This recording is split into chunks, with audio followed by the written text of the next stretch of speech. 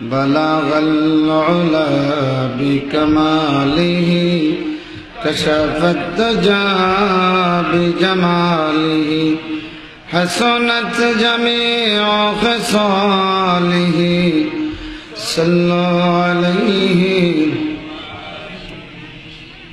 ولد الهدى فالكائنات ضياء فم الزمان تبسم وثناء بلغ العلا بكماله كشف الدجى بجماله حسنت جميع خصاله صلى الله عليه وآله. أعوذ بالله من الشيطان الرجيم. أمن هو قانت آناء الليل ساجدا وقائما يحذر الآخرة ويرجو رحمة ربه قل هل يستوي الذين يعلمون والذين لا يعلمون إنما يتذكر أولو الألباب. وقال عليه الصلاة والسلام من يرد الله به خيرا يفقهه في الدين وإنما أنا قاسم والله يعطي ولا تزال هذه الأمة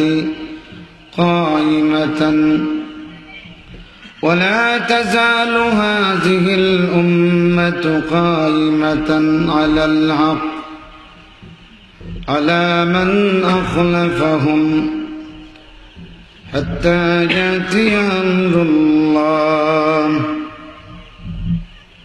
وقال عليه الصلاة والسلام جددوا إيمانكم قيل يا رسول الله كيف نجدد إيماننا قال من قول لا إله إلا الله لا إله إلا الله لا إله إلا আল্লাহ তোমার নাম জপি যতবার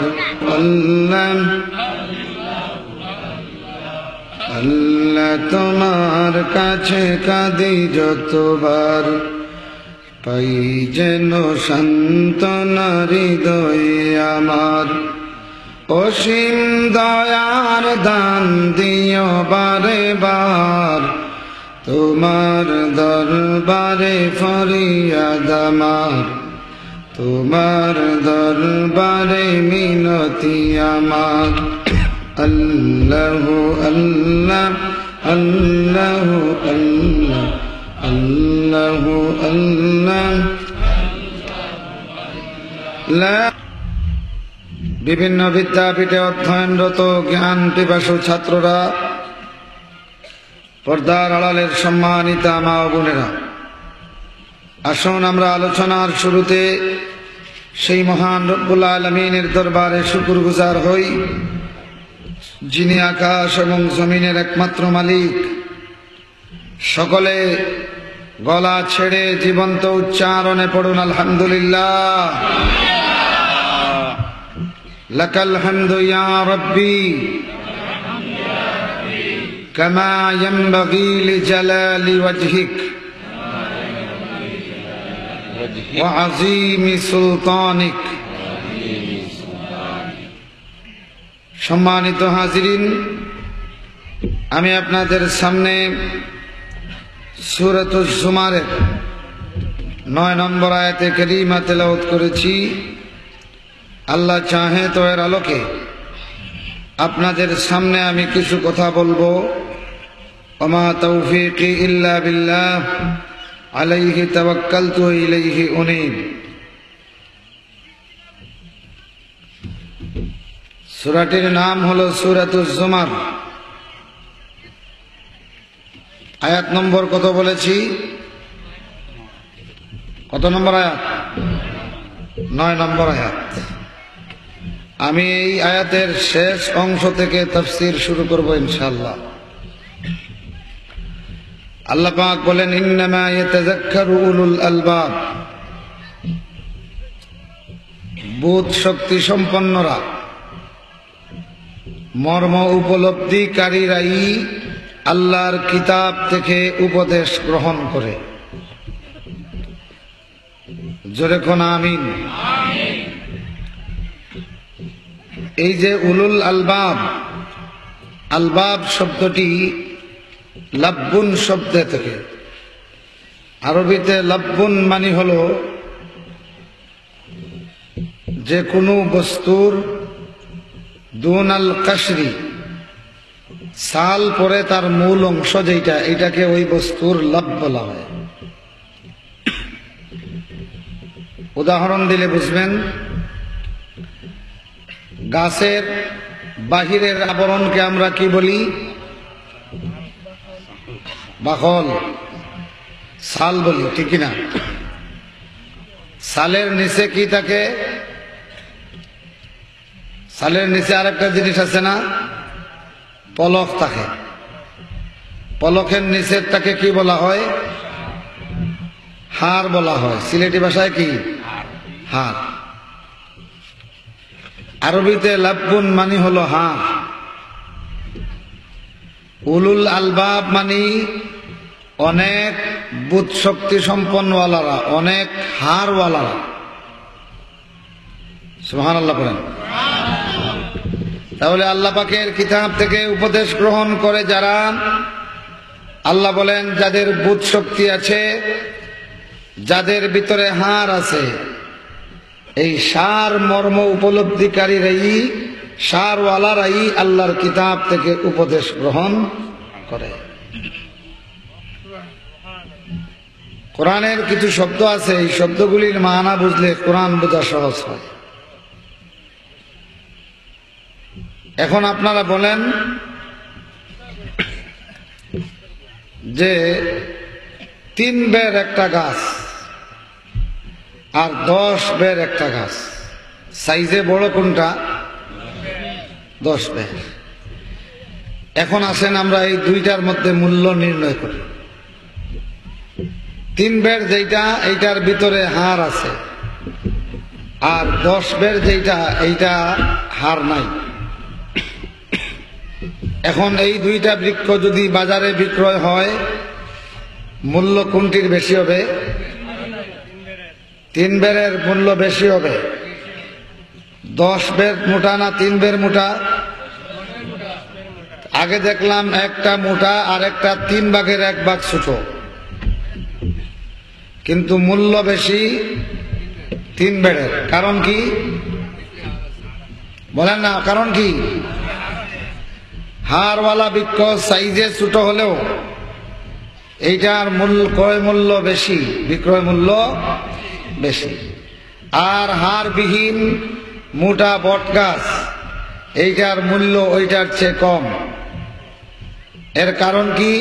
ওইটা দিয়ে যদি আপনি দরজা জানালা ফ্রেমিং করেন, তাহলে ঘরে আপনি ঢুকার আগে পোকা এর ভিতরে ঢুকে যাবে, ঠিক না? আপনি ঘরে ঢুকার আগে দরজার লাকড়ির ভিতরে পোকা ঢুকবে, ঠিক না? আর কয়েক মাসের ভিতরে বাইরে ফিটফাট, ভিতরে ফুক্কা সদ্য, ঠিক না?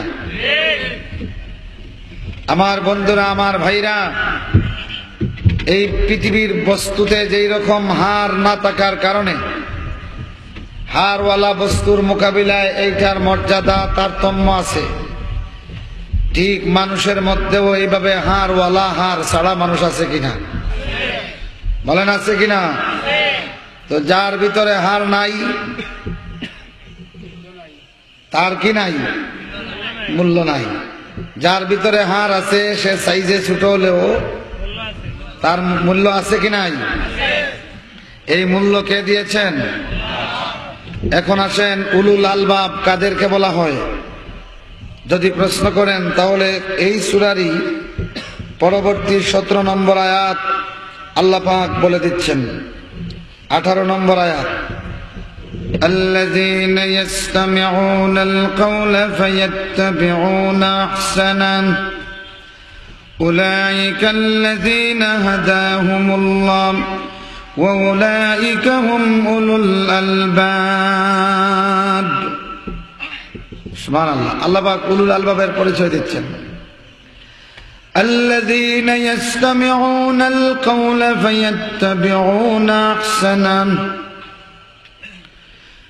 যারা আল্লাহর বক্তব্য মন দিয়ে শুনে তারপরে এর চমৎকার দিকগুলি অনুসরণ করে। উলাইকাল্লাযীনা হাদাহুমুল্লাহ, আল্লাহ পাক ইশারা করে দেখিয়ে দেন, ওরা ওই বান্দাগুলি আমার। সুবহানাল্লাহ। উলাইকাল্লাযীনা হাদাহুমুল্লাহ, ওই বান্দাগুলি যারা হলো উলুল আলবাব, যাদেরকে আল্লাহ হেদায়েত দান করেছেন। উলাইকা হুম উলুল আলবাব, আর এরাই হলো বুদ্ধ শক্তি সম্পন্ন জ্ঞানী। সুবহানাল্লাহ, সুবহানাল্লাহ ওয়া বিহামদিহি, সুবহানাল্লাহ। এই দুইটি আয়াত নাযিল হয়েছে আবু যর গিফারি রাদিয়াল্লাহু তাআলা আনহু আর সালমান ফারিসি রাদিয়াল্লাহু তাআলা একটা বিষয়ের উপরে। সালমান ফারিসি রাদিয়াল্লাহু তাআলা ইসফানের একজন জমিদারের ছোট্ট পুত্র, 12 বছর বয়স। তারা কিন্তু আগুনের পূজা করত, বিশাল প্রজ্বলিত অগ্নিকুণ্ডলী, সেই আগুনের তারা পূজা করত। সেই অগ্নি উপাসক ধর্মীয় পণ্ডিতের কাছে জমিদার বাবা তার পুত্রকে ভর্তি করালেন যে ধর্ম কর্ম সম্পর্কে তার ছেলে পাণ্ডিত্য হাসিল করবে। এক পর্যায়ে এই সালমান ফারিসি রাদিয়াল্লাহু তাআলা আনহু তিনি তার ধর্মীয় পুরোহিতকে প্রশ্ন করলেন। প্রশ্ন হলো, মাননীয় পুরোহিত পণ্ডিত মশাই, আমরা যে আগুনের পূজাটা করি, এই আগুন নামক এই বিশাল শক্তি, যার ভিতরে লাকড়ি দিলে এটা জ্বলে, লাকড়ি না দিলে তার তেজ কমে যায়। সুতরাং বোঝা গেল আমাদের ভগবানেরও খাবার দাবার প্রয়োজন হয়। আমরা যাকে ইবাদত করি তিনি নিজে খাইতে হয়, তাও নিজে খাইতে পারে না, আমরা তারে খাদ্য দিলে তার খাবার আসে। 2 নম্বর প্রশ্ন, অপুরোহিত মহাশয়, এই আগুন তো এক সময় ছিল না, তাকে কে জ্বালাইল? জবাব দিল, সে অনেকদিন আগে একজন সম্রাট এইটাকে জ্বালিয়েছিল। সালমান বলেন, আমার পণ্ডিত মশাই, তাহলে আমার দ্বিতীয় প্রশ্ন, এ আগুন ছিল না, একজন সম্রাট তাকে প্রজ্বলিত করেছেন, সুতরাং এই আগুনেরও একজন স্রষ্টা আছে কি নাই? পুরোহিত আটকে গেছে। সালমানকে বলল, সালমান, এগুলি বুঝার বয়স এখনো তোমার হয় নাই। ছোট্ট ছেলে সালমান রাদিয়াল্লাহু তাআলা আনহু জবাব দিলেন, পণ্ডিত মহাশয়, যেহেতু এইগুলি বুঝার বয়স এখনো আমার হয় নাই, বিদায় আপনাকে গুড বাই জানালাম, আলবিদা, আপনাকে বিদায়। যেদিন বয়স হবে সেই দিন আসবো, আর আসবো না। সুবহানাল্লাহ। ভিতরে হার আছে কি নাই? বলেন, সার আছে কি নাই? সালমান রাদিয়াল্লাহু তাআলা আনহু রাস্তা দিয়ে যাচ্ছেন, প্রতিমধ্যে তিনি একজন ঈসাই ধর্মের পণ্ডিতের সাক্ষাৎ পেলেন গির্জায়। ইনজিল শরীফের তিলাওয়াত শুনলেন। ওই ইনজিলটা আল্লাহর কিতাব। ঈসাই ধর্মের এই লোকটা ছিলেন খুবই ভালো একজন আলিম, হক্কানি আলিম। হযরত ঈসা আলাইহিস সালাতু ওয়াত তাসলিমের সঠিক কথাগুলি যখন তিনি বললেন, ছোট্ট ছেলে সালমান ফারিসি রাদিয়াল্লাহু তাআলা আনহু তার জীবনের সবটা কয়টি প্রশ্নের জবাব পেয়ে গেলেন। সুবহানাল্লাহ। الذين يستمعون القول فيتبعون احسنه। ওই কিতাবের মধ্যে তিনি একজন নবীর সন্ধান পেলেন। ওই লোকটাকে জিজ্ঞাসা করলেন, এই আহমদ নামে নবীটা কখন আসবেন? লোকটা বলল, তিনি খুব শিগগির নবুয়তের এলান দিবেন, তবে হেজাজে দিবেন। ওখান থেকে হিজরত করে তিনি ইয়াসরিব নামক একটা জায়গায় আসবেন। সালমান ফারিসি রাদিয়াল্লাহু তাআলা আনহু যখন জানলেন এই নবীর পরে আর কোন নবী আসবেন না, তার উস্তাদের কাছ থেকে তখন তিনি শিখলেন যে ওই নবীর সন্ধান কিভাবে পাওয়া যায়। তিনি সবকিছু বলে দিলেন এই নবীর বৈশিষ্ট্যগুলা কি কি। সুবহানাল্লাহ। আমার বন্ধুরা, কয়েকদিন পরে সলমানের বাবার সঙ্গে এই পণ্ডিতের দেখা। পণ্ডিত বলে, মহারাজ আপনার সন্তান তো আমার কাছে আর যায় না। বাবা বলে, বলেন কি? প্রতিদিনই তো বাড়ি থেকে বের হয়, প্রতিদিনই তো বাড়ি থেকে বের হয়। একদিন বাবা জিজ্ঞাসা করলো সালমানকে, সালমান তুমি কি ওই পণ্ডিতের কাছে যাও না? সালমান রাদিয়াল্লাহু তাআলা আনহু বলেন, না আব্বু, আমি যাই নাই। একদিন গিয়ে আমি তার কাছ থেকে বিদায় নিয়ে এসেছি। কেন আসলে?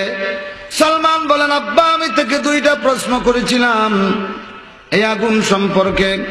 তিনি বলেছেন এইগুলি বুঝার বয়স নাকি এখনো হয় নাই।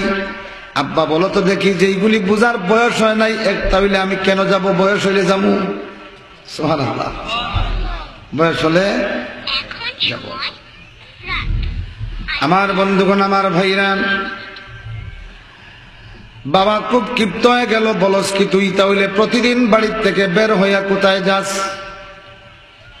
সালমান বলেন, আব্বা ওই যে রাস্তার কিনারে একটা গির্জা দেখেছো, ঈসাই ধর্মের একজন পণ্ডিত আলিমকে পাইছি আব্বা, যেই প্রশ্নের জবাব তোমার পুরোহিত দিতে পারে নাই। আমার আব্বা সেই আলিম লোকটি আল্লাহর কিতাব থেকে আমার সবগুলি প্রশ্নের জবাব দিয়ে দিয়েছে। বাবা বলে, সর্বনাশ, এই মৌলবাদীর কাছে তুই যাস? সালমান বলেন, বাবা আসলেই তো তার কাছে মূলের সবক পাওয়া গেছে, শুধু যাই নাই আব্বা, আমি পড়েছি লা ইলাহা ইল্লাল্লাহু মুহাম্মদ ঈসা রূহুল্লাহ। জমিদার লোকটা প্রচন্ড কেঁপে গেল, বলল, দেখ আমার পরে একমাত্র জমিদার তুই, আমার একমাত্র জমিদারির উত্তরসূরি তুই, এইরকম পাগলামি তুই করবি না, আমার প্রজারা কি বলবে? ছেলে বলে, আব্বা গো, তোমার যে জমিদারিটা আমার কাছে আসবে, কখন আসবে? কয় আমি মারা গেলে। বলল, তোমার আগে কার কাছে ছিল? বলল, এটা তোর দাদার কাছে ছিল। তার আগে কার কাছে ছিল? দাদার বাবার কাছে ছিল। তার আগে কার কাছে ছিল? কয় বলতে পারি না। সালমান বলেন, আব্বা যেই জমিদারির কথা তুমি বললে, তুমি নিজেই বলতেছো একজনের পরে আরেকজন, এই জমিদারি তো কারোর জন্য স্থায়ী নয়। আসো না আব্বা, এমন একটা জমিদারি ক্রয় করি, এই কালেমা পড়িয়া এমন একটা জমিদারি কিনো, যেই জমিদারি আর কোনোদিন বেহাত হবে না। সুবহানাল্লাহ। ও আব্বা, তুমিও পড়ো লা ইলাহা ইল্লাল্লাহু ঈসা রূহুল্লাহ। আমার আব্বা শুধু এই কালেমা এখানেই সীমাবদ্ধ নয় গো আব্বা, আমি শুনেছি, আল্লাহর কিতাব পড়ে শুনেছি, এক্ষুনি আরবে একজন নবীর আবির্ভাব ঘটবে, আর যে তোমার আগুনটা এক সময় দপ করে নিভে গিয়েছিল আব্বা গো, সেই নবীর জন্মের সঙ্গে সঙ্গে তোমার সেই আগুনটা দপ করে নিভে গিয়েছিল। সেই নবীর সন্ধানে আমি আল্লাহর কিতাব অধ্যয়ন শুরু করেছি। সুবহানাল্লাহ। সুতরাং আল্লাহর নবী পাইতে হইলে আল্লাহর কিতাব লাগে কি লাগে না? বলেন না, লাগে কি লাগে না? যারা আল্লাহর কিতাব ছাড়া নবী সন্ধান করে তারা অন্ধকারে ঢিল মারে। দুরকম ঠিক কিনা? আমার বন্ধুরা, আমার আল্লাহ রাব্বুল আলামিন যত নবী রাসূল দিয়েছেন প্রত্যেককে ইলম আসমানি কিতাবের ইলম দিয়েছেন। ঠিক কিনা বলেন? যখন ঠিক কিনা?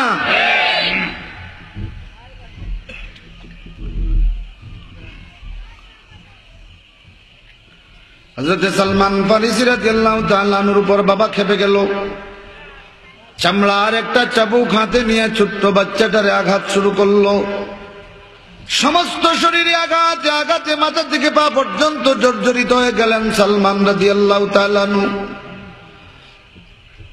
বাবা যখন সালমানের ঘাড়ে ধরে আঘাত শুরু করলো, সালমান বলল, আব্বা আঘাত করতে পারো, কিন্তু আল্লাহর কালেমার জিকির মুখ থেকে কেড়ে নিতে পারবে না। বাবা আঘাত করে ছেলে বলে লা ইলাহা ইল্লাল্লাহ, সুবহানাল্লাহ। আবার আঘাত করে আবার বলে লা ইলাহা ইল্লাল্লাহ, লা ইলাহা ইল্লাল্লাহ, লা ইলাহা ইল্লাল্লাহ, লা ইলাহা ইল্লাল্লাহ। জমিদার ঘোষণা দিল, আমার সালমানের জন্য একটা লোহার পিঞ্জর তোমরা বানাও।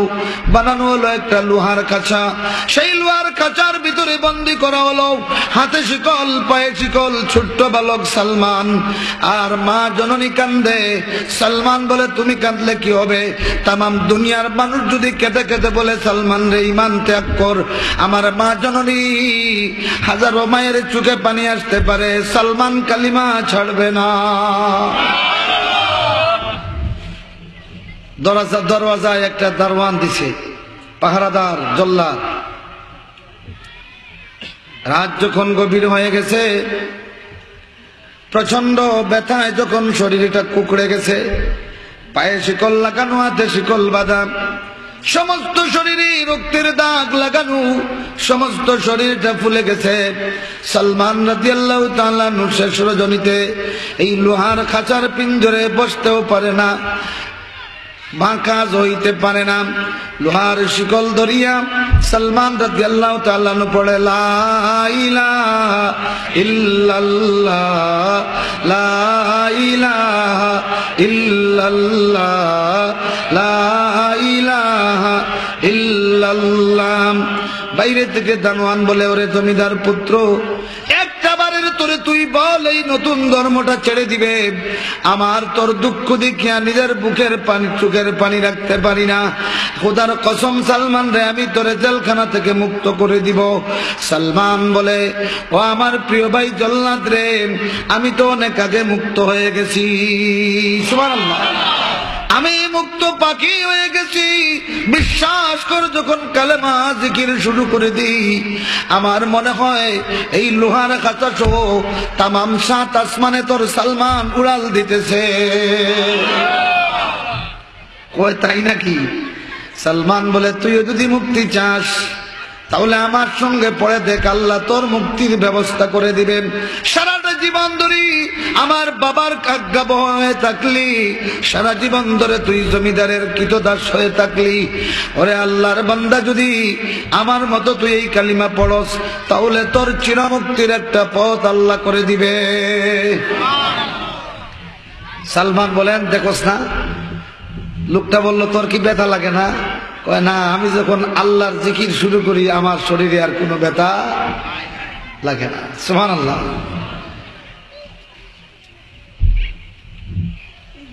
उस इश्क में क्या मजा आई जिसमें रुसवाई न हो, उस इश्क में क्या मजा आई जिसमें रुसवाई न हो।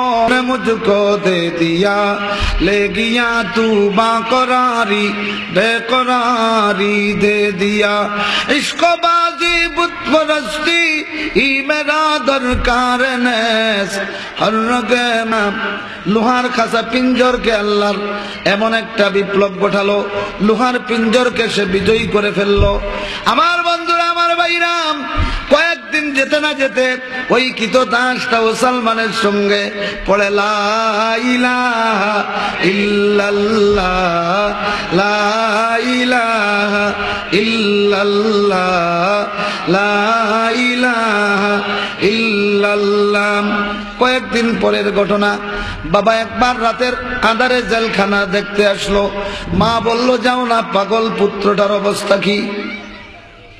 আসতেছে, জেলখানায় আসলো, সালমানের পিঞ্জরের কাছে একটু দূরে থাকতে। এখন শুনে, আগে একটা সালমান জিকির করত, আজকে দেখা যায় দুইজনের জিকির শোনা যায়। জমিদার কৌতূহলী হয়ে গেল, ব্যাপার কি? আগে ছিল একজন, এখন দুইজনকে।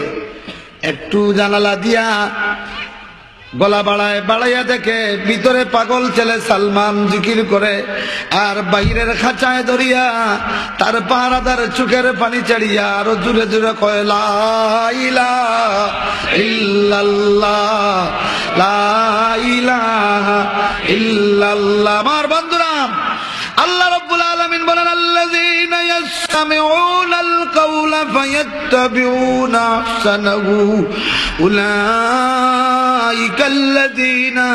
হাদাহুমুল্লাহ। আল্লাহু আকবার বলেন। ও কলিমাদারি মুসলমানগুলি, 12 বছরের একটা সালমান আল্লাহর কিতাব পড়িয়া সবচেয়ে সুন্দর কথাটা যখন স্বীকার করলো, লা ইলাহা ইল্লাল্লাহ যখন বলল, আমার আল্লাহ রব্বুল আলামিন লোহার পিঞ্জরকে জান্নাতের বাগান বানাইয়া দিল। লোহার পিঞ্জর জয় করিয়া লা ইলাহা ইল্লাল্লাহ দারওয়ানের কলবে আল্লাহ ঢুকাইয়া দিল। যুগে যুগে তাই প্রমাণ হয়েছে। জোরে কোন ঠিক কিনা? আরো জোরে কোন ঠিক কিনা? আল্লাহর তাওহীদের কালাম, আল্লাহর তাওহীদের কালিমাকে যত চাপ দেওয়া হয় তত উপরের দিকে বিস্ফোরণ ঘটে। জোরে কোন সুবহানাল্লাহ। যার প্রমাণ বর্তমান বাংলাদেশে আছে কি নাই? জোরে কোন আছে কি নাই? তাওহীদের কালিমাদারি মুফাসসিররা আল্লাহর কোরআন সামনে নিয়ে গলায় নিয়ে জেলখানাকে আজাদ করে দিয়েছে। জোরে কোন ঠিক কিনা? এক মুফাসসিরকে জেলে বন্দী করা হয়েছে, কিন্তু তার ঈমান আর ভালোবাসার নূর আমার আল্লাহ तमाम পৃথিবীময় ছড়িয়ে দিয়েছে। জোরে কোন ঠিক কিনা? আমার বন্ধুরা, আমার ভাইরা, সুতরাং আমাদেরকেও হতে হবে উলুল আলবাব। রাজি আছেন আপনারা? কয়টা কাজ করতে হবে? আল্লাহর কথা মনোযোগ দিয়ে শুনতে, শুধু শুনলে হবে না, মনোযোগ দিয়ে শুনতে হবে। কারণ মন যদি না থাকে, কান শুনবে, কোনো কাজ হবে না। যেমন জিসিম নামাজ পড়ে আর মন মাছ বাজারে থাকে। জোরে এখন ঠিক কিনা? শয়তানের কাজ হলো এটা। জিকির করেন সুবহানাল্লাহ, আল্লাহু আল্লাহ, আল্লাহু আল্লাহ, আল্লাহু আল্লাহ, লা ইলাহা ইল্লাল্লাহ মুহাম্মাদুর রাসূলুল্লাহ। সালমান ইনজিল শরীফ মনোযোগ দিয়ে শুনে, এই ইনজিলের সবচেয়ে ভালো কথা হলো লা ইলাহা। এইটা গ্রহণ করার কারণে আল্লাহ তারে হেদায়েত দিয়েছেন কিনা? জোরেখন দিয়েছে কিনা? একমাত্র ব্যক্তি আল্লাহর কালেমাদারি লুকটা 12 বছরের সালমান গোটা জমিদারির প্রতিরোধ একাই একটা বালক ঠেকিয়ে দিল। জোরেখন সুবহানাল্লাহ। আমার বন্ধুগণ, আমার ভাইরা, যুগে যুগে তার প্রমাণ আছে কিনা? যুগে সামনের ডেকের উপরে একজন বৃদ্ধ লোক দাঁড়িয়ে আছে। এই 950 বছরে তাকে তিনি কোনোদিন দেখেন নাই। প্রশ্ন করলেন, ও বৃদ্ধ লোক, আইয়ুয়া শাইখ মিন আইনা কুনতা, কোথা হতে তুমি আসলে? শাইখ বলে, আমার নাম জিজ্ঞাসা করিয়া লাভ নাই, কোথা হতে আসলে এটাও জিজ্ঞাসা করিয়া লাভ নাই। আমার পরিচয় আমি কাজে দেই। আমার পরিচয় আমার কাজে। তো কি কাজ তোমার? কয়, আমার যেই কাজ সেইটা করে ফেলেছি। ও আল্লাহ নবী নূহ 950 বছর যাদেরকে দাওয়াত দিয়া নৌকায় উঠেছো, ইমানের নৌকায়, ইতিমধ্যে এগুলির জিসিম আছে নৌকাতে, মন আছে আমার সাথে। মন আছে। এটাকে এটাকে মাশাআল্লাহ। তাইলে আপনারাও নৌকায় থাকলে, নূহের নৌকায় থাকলে এই শয়তান আগে থেকেই চিনতেন, ঠিক কিনা? দূর হয় শয়তান বলে তাড়িয়ে দিলেন আল্লাহর নবী নূহ। আমার বন্ধুরা, আমার ভাইরা, এই শয়তানের কাজ হলো তোমার জিসিমকে যদি কোরআন থেকে আটকাইতে না পারে, তাহলে শেষ প্রচেষ্টা তোমার সাথে সাথে আসিয়া বসিয়া তোমার মনটারে দূরে লইয়া যায়। বুঝে আসছে নি? কত সময় বাদে কইব রে, বাজারও দেখছি গরম গরম পেঁয়াজি উঠছে,